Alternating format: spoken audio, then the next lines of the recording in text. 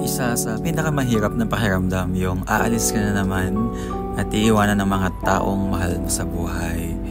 And ayun nga, kailangan nang bumalik sa barko. Call of Duty, eka nga. Siyempre, kailangan mabuhay, kailangan supportahan ang mga mahal natin sa buhay. So before our flight, dumaan muna kami dito sa may OFW Lounge kung saan pwede kami mag-charge, tumambay.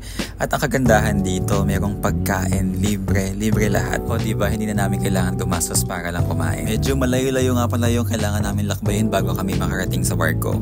Our flight will be from Manila to Taiwan, to United States, Los Angeles, to Costa Rica.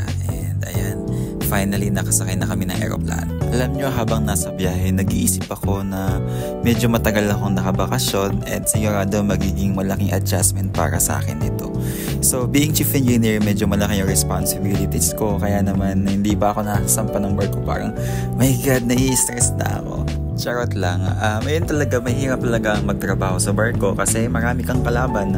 Unang-una, malayo ka sa pamilya mo. Pangalawa, mahihiluhin talaga ako. Mabilis ako mahilo sa alon. And then, 24/7, pwede kang tawagan. So, walang definite time kung kailan ka matutulog, kung kailan ka dapat gising. Pero ganun talaga ang buhay. Kailangan mong magsikap para naman mas maging maganda yung future natin kasama yung pamilya mo at mga mahal mo sa buhay. Actually, I have the opportunity to work in the Philippines, dyan lang sa lupa, yung hindi masyadong magalaw kapag nasa barko ka. Pero mas pinili ko pa rin magtrabaho dito sa barko kasi syempre, unang-una dahil mas malaki yung sahod and kailangan ko masustain yung hospitalization ng father ko and masupport din yung family ko. You know, as a breadwinner, medyo mahirap kapag ganito. Pero minsan kailangan natin mag-sacrifice para sa kanila. But syempre, not all the time ganito. Kailangan din natin magtira para sa sarili natin.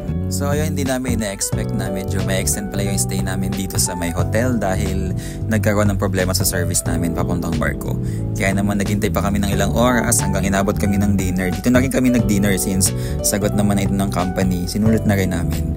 And ayun nga, kasama ko yung mga kasama ko, sila captain, third engineer, second officer, and yung isa si oiler. And finally, after almost 2 days of travel, andito na kami sa barkong sasampahan. So, ang sinasakay namin ay LPG type tanker and sana magmabait sa amin to, maging smooth ang biyahe at makauwi ng safe. Yan lang muna. Bye-bye!